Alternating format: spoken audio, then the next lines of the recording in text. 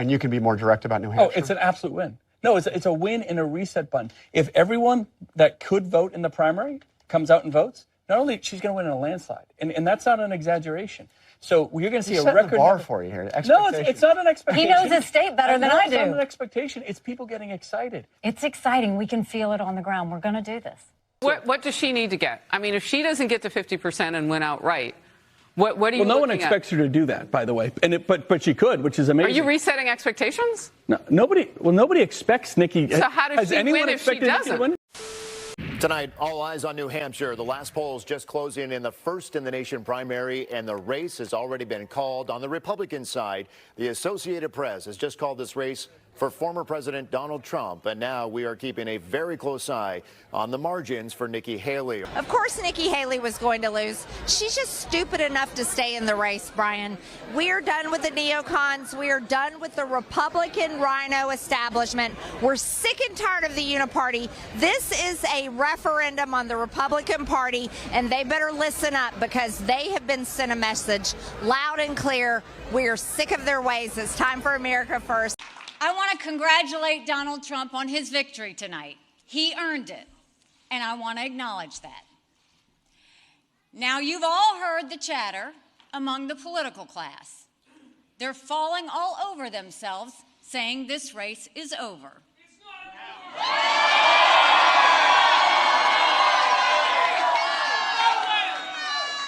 Well, I have news for all of them.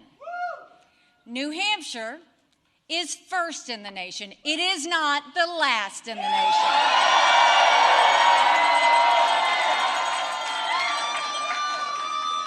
This race is far from over. There are dozens of states left to go.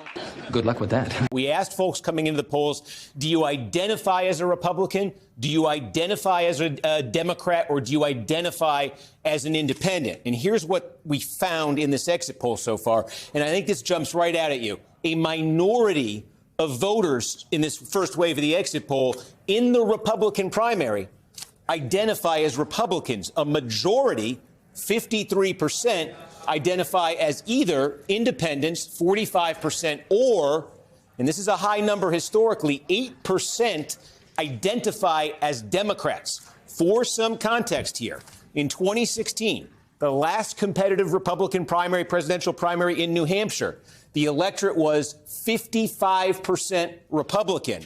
It was 42% independent, and it was 3% Democratic. So in this initial wave, you're seeing some significant differences from 2016. Anything but Trump.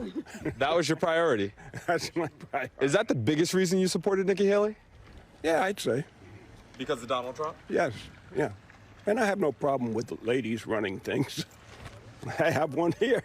If you applied the results I just showed you, Trump's strength with Republicans, Haley's with independents and with Democrats, if you applied them to that 2000 demographic mix in South Carolina, the most non-Republican they've ever had, Trump would win the state by 15 points. Well, I voted for Nikki Haley because I was voting against Donald Trump. And what propelled you to get to this point? I'm 74 years old. I've lived in a constitutional democracy all my life. I want to remain that way, and I want my grandchildren to grow up in one, not a dictatorship.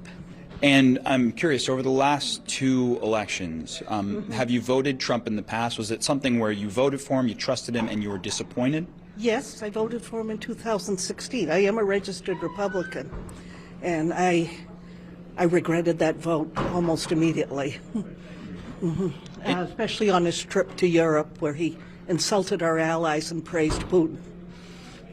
And then in 2020, was that enough for you to change your vote to Joe Biden? Yes, absolutely. Why did you feel the need to cross party lines? Because I want the world to be a safe place. I believe in a strong NATO. My father fought in World War II to defeat fascism, and I wanted to remain defeated. Take a look at the numbers. Among Trump voters, 70% of them, according to our exit polls, are registered Republicans. Donald Trump, his support, 27% of his voters are registered undeclared or independents. 3% were unregistered before today. Look at how that compares with Nikki Haley. It's a complete reversal. It's an alternate universe. Among Haley voters, 70% are registered undeclareds. Only 27% are registered Republican. Nikki Haley. And why did you vote for Nikki Haley? It's a vote against Trump. I think it would be better to have her against Biden in the elections than it would be Trump and her. Do you consider yourself generally independent, Republican, or Democrat? Democrat. So when you undeclared, you voted for Nikki Haley. If it was Nikki Haley against Joe Biden in a general election, who are you voting for? Joe Biden. We have a crisis of participation. And I got to tell you guys, I went to a Donald Trump rally a couple nights ago. Never been to one. I had an event across the street. I saw the line of people waiting in the cold for hours. And I thought, what the heck? You know, I'm going to be a leader who actually invites people, doesn't condemn them. Met probably 50 Trump people waiting in line. Every single one of them, thoughtful, hospitable, friendly. All of them so frustrated that they feel nobody's listening to them but Donald Trump. A diverse crowd, people who had never been to a Trump event before. My party is completely delusional right now. Marianne, if you were able to speak with Joe Biden for, let's say, 60 seconds, what would you want to say to the president? I would tell him that with all due respect that you should be ashamed of yourself, sir, because the way that you and your administration and the DNC has suppressed other candidates, opposing candidates in this primary season has been undemocratic and should not happen. And Dean Phillips, myself, and others, when you have Democratic voters, 70% of whom have said they'd like to hear from other candidates, we should have had the right.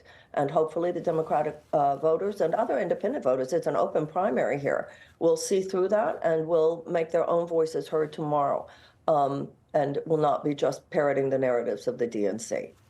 You know, between the shenanigans that go on with ballots, with states throwing people off ballots, with what happens on social media, with the profound amount of money that goes into people able to afford everything from the TV ads. If the average American really understood, I think people know, but when you're in the middle of the belly of the beast, you really know how the system is designed and the control that the political elite have, the control that money has. It really, it tries to sort of push to the side the will of the people. I'm not saying she could actually get it. Yeah. But if you're the donor class that wants Trump gone, you tell her, thug it out for a few months. I'm going to put some more money in your bank account, because if he gets convicted, you do want to have a candidate with enough delegates to go in that can be on the floor and have a floor fight with Donald Trump. You got a pretty good feel for things. Give us your sense of what's going on out there in the field. Well, I think New Hampshire is going to show the country that we are going to elect President Trump in this primary. And tonight, the primary is officially over for Nikki Haley, whether she's ready to admit it or not. Now, if she continues in this primary, she's going to go to South Carolina, and that will be the end of her political career, Steve. She's going to be defeated tonight, but if she continues on, all the voters across the country are going to say, never Nikki, never again. USA and Donald Trump, America first. Now, I got 30 seconds left. I want to make this point here, okay? We got to say this. We got to say this right. What we see right now with her continuing in this race is the ugly underbelly of American politics, where the mega donors are trying to do one thing when we, the people, say another. And it's up to us, we, the people, to at long last say, hell no. We, the people, create a government that is accountable to us. And we, the people, have said tonight we want, again, as we did in Iowa, Donald J. Trump. And so you want to actually speak truth. That's the truth tonight. And the only thing they're rooting for is an ugly thing that we don't want to see happen. That's what these people are rooting for, is playing to say long enough so the Reid Hoffmans and the ugly Democratic George Soros Jr.'s who are funding the lawsuits against Trump can prop up their puppet. We say no to that vision. I say the general election begins tonight, and this man will win it in a landslide. God bless you, Donald J. Trump. Vote Trump, USA.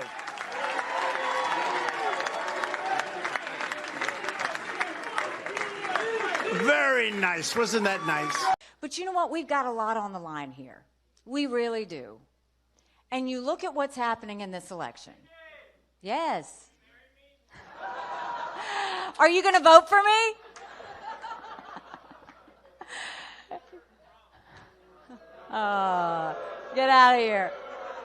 No, not only she's going to win in a landslide, and that's not an exaggeration.